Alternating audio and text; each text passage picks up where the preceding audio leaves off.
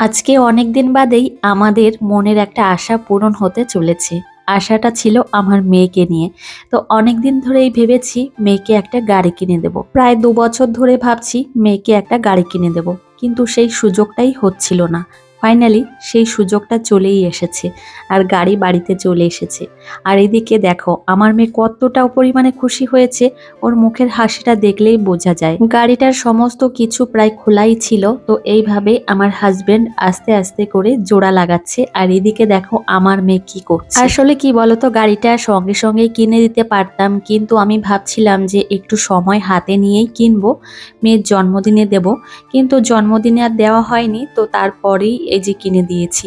আর দেখো গাড়িটা সেট করা হয়ে গেছে, আর এখন আমার মেয়ে মনের খুশিতে চালিয়ে বেড়াচ্ছে। গাড়িটা কিন্তু ভারী সুন্দর হয়েছে, আমাদের তো খুব পছন্দ হয়েছে, তবে পছন্দটা করে দিয়েছে তোমাদের দাদা ভাই। আর এই যে দেখো এখন সেট করার পরে দারুণ লাগছে। আর আমার মেয়ে তো বড্ড বেশি খুশি হয়েছে, আর মেয়ের খুশিতেই আমরা দুজনেই খুব খুশি হয়েছি। সন্তানকে কোনো একটা জিনিস কিনে দিলে তার মুখের হাসিটা দেখলে সত্যি বলতে মন প্রাণ একদমই জুড়িয়ে যায়।